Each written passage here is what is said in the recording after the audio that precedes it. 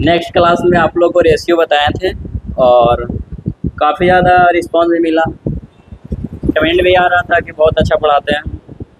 और सवाल फिर से लेके आया हूँ रेशियो का। सवाल ये बता रहा है कि 6300 राशि को ए बी सी डी में इस प्रकार विभाजित किया गया है। ए डी को और बी सी को 11:10 अनुपात में दिया हुआ है और सी को 1500 रुपया मिलते हैं, 1560 रुपया। ए बी का अंतर पूछ रहा है, तो काफ़ी ज़्यादा इजी है। इसको हम प्रयास करते हैं आप लोग को बताने का, तो आप लोग बने रहिएगा। तो सबसे पहले यहाँ पे देखिए 6300 रुपया को 4 भाग में बांटा गया है, ए बी सी और डी। उसके बाद वहाँ पे बता रहा है ए डी को ए प्लस और छोटा लिखने का प्रयास करते हैं, A plus D ratio B plus C 10 ratio 11 दिया हुआ। अगर इसको हम दोनों को ऐड करते हैं तो इसका योग हो जाएगा 21। ठीक है। उसके बाद बता रहा है यहाँ पे बी प्लस सी का वैल्यू 10 दिया हुआ है। अगर आप चाहते हैं तो इसको अलग अलग भी निकाल सकते हैं, लेकिन अलग अलग हमको नहीं निकालना है। अलग अलग निकालेंगे कब, जब सी और डी का वैल्यू पूछेगा तब। लेकिन यहाँ पे बता रहा है ए और बी का यहाँ पे पूछ रहा है अंतर, तो हम ए और बी का निकालेंगे सिर्फ। अगर सी और डी का कहेगा तो सी और डी का निकालेंगे। तो क्वेश्चन के अनुसार चलते हैं। तो बी प्लस सी दिया हुआ 10, तो चलिए निकालते हैं। बी प्लस सी बराबर 10 दिया हुआ है, योग है 21 और सवाल में दिया हुआ है 6300, तो गुने 6300 कर देंगे। इसको काटेंगे तो 300 बार में कट जाएगा। अगर इसको मल्टीप्लाई करेंगे तो बी प्लस सी का वैल्यू आ जाएगा 3000। बी प्लस सी का वैल्यू 3000 आया। सी का वैल्यू दिया हुआ है सवाल में 1560 रुपया, तो यहाँ पे हम सी का वैल्यू पुट करेंगे 1560 बराबर 3000। अगर यहाँ से बी का वैल्यू निकालेंगे तो 1440 हो जाएगा घटाने के बाद। बी का वैल्यू निकल गया है, अब ए का वैल्यू चाहिए। तो ए का वैल्यू निकालने के लिए इसको पहले हम छोटा कर लेते हैं।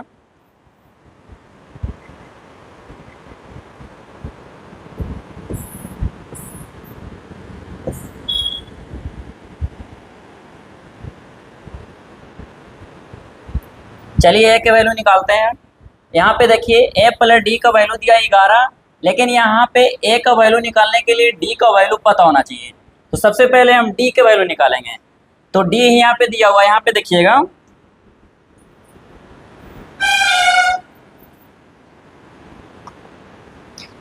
बी और डी का रेशियो दिया हुआ है 8:9, तो बी बटा डी बराबर 8/9।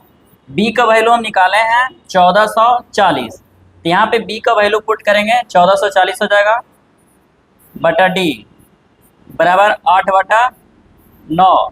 इसको क्रॉस मल्टीप्लाई करेंगे तो यहाँ पे डी बराबर हो जाएगा 1440 बटा 8 गुने 9।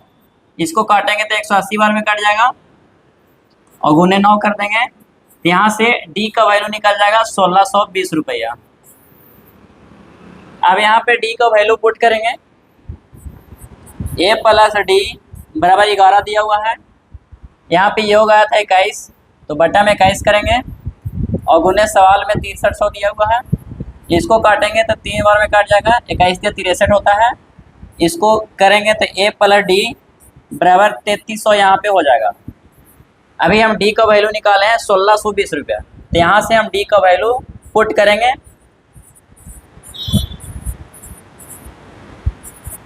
यहाँ से ए का वैल्यू निकल जाएगा 1680।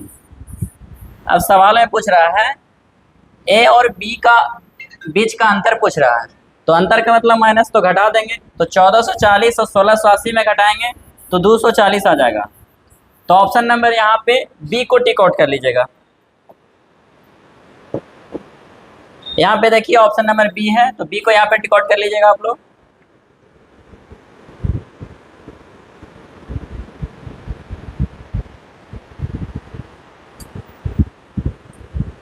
सवाल देखते हैं।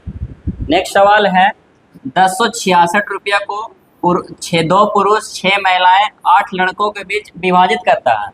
तो एक पुरुष एक महिला और एक लड़के हिस्सा का अनुपात दिया हुआ है 3-2-1 में। तो पूछ रहा है पुरुष का कितना धनराशि प्राप्त होगा। तो सबसे पहले यहाँ पे देखिए अमाउंट दिया हुआ है 1066, ठीक है। इसको हम 3 भाग में डिवाइड करते हैं, बांटेंगे 3 भाग में।